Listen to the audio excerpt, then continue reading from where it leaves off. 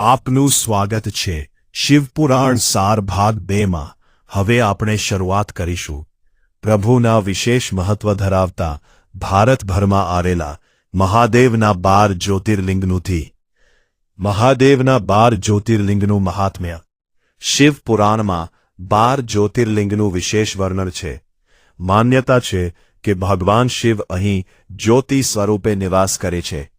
પ્રથમ જ્યોતિર્લિંગ તરીકે સોમનાથ મહાદેવનું વિશેષ મહત્વ છે। જ્યોતિર્લિંગોના દર્શનથી પાપોનો નાશ થાય છે, મનને શાંતિ મળે છે, ભક્તિમાં વૃદ્ધિ થાય છે, જીવનમાં સકારાત્મકતા આવે છે। શિવપુરાણમાં કહેવામાં આવ્યું છે કે જે ભક્ત શ્રદ્ધાથી જ્યોતિર્લિંગોની યાત્રા કરે છે તેને ભગવાન શિવની વિશેષ કૃપા પ્રાપ્ત થાય છે। શિવપુરાણ માત્ર ભક્તિ ગ્રંથ નથી, પરંતુ જીવન જીવવાની સાચી રીત પણ શીખવે છે। આ ગ્રંથના મુખ્ય ઉપદેશમાં સમાવેશ થાય છે। પહેલું, અહંકારનો ત્યાગ।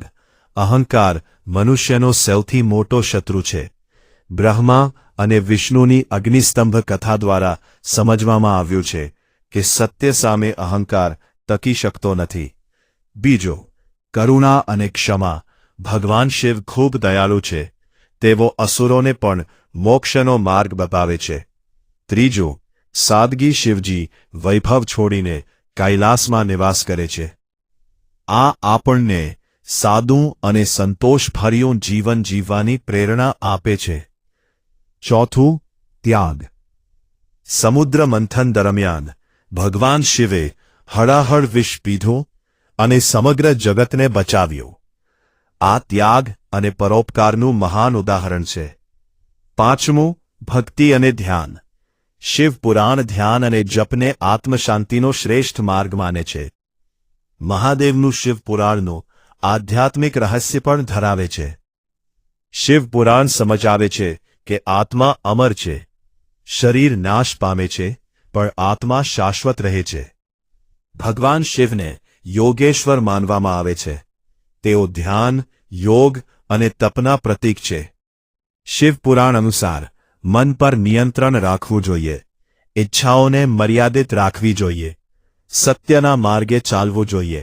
ભક્તિથી આત્મજ્ઞાન પ્રાપ્ત થાય છે। આ ગ્રંથ મનુષ્યને અંદરના અંધકારમાંથી પ્રકાશ તરફ લઈ જાય છે। શિવપુરાણ પરિવાર અને સમાજ માટે પણ અનેક મહત્વપૂર્ણ સંદેશ આપે છે। ભગવાન શિવ અને માતા પાર્વતીનો સંબંધ પ્રેમ, વિશ્વાસ અને સમર્પણનું પ્રતીક છે।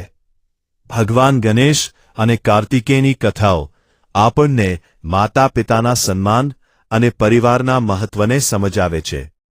શિવપુરાણ શીખવે છે કે માતા પિતાનો આદર કરવો જોઈએ, સત્ય બોલવું જોઈએ, ક્રોધ અને લોભથી દૂર રહેવું જોઈએ, પરોપકાર કરવો જોઈએ। શિવપુરાણમાં કલિયુગમાં શિવ ભક્તિનું મહત્વ પણ ઘણું છે। શિવપુરાણ અનુસાર કલિયુગમાં મનુષ્ય ચિંતા, ભય અને તણાવથી ઘેરાયેલો છે। શિવપુરાણ જણાવે છે કે ભગવાન શિવની ભક્તિ આ તમામ દુઃખોનું નિવારણ કરી શકે છે। ઓમ નમઃ શિવાયનો જાપ મને શાંત કરે છે અને આત્માને દિવ્ય શક્તિ આપે છે। ભગવાન શિવ ભક્તને ક્યારે નિરાશ કરતા નથી। તેઓ પોતાના ભક્તોના દુઃખ હરનાર અને કલ્યાણ કરનાર છે। ઉપસંહાર। શિવપુરાણ માનવ જીવન માટે અમૂલ્ય આધ્યાત્મિક ખજાનો છે। આ ગ્રંથ ભક્તિને, સત્યને અને ધર્મને જીવનનો આધાર માને છે। શિવપુરાણ આપણને શીખવે છે કે ભક્તિમાં અદ્ભુત શક્તિ છે, અહંકારનો અંત વિનાશ છે, સત્ય અને કરુણા જીવનના આધાર છે। ભગવાન શિવ ભક્તના ભાવથી જ પ્રસન્ન થાય છે।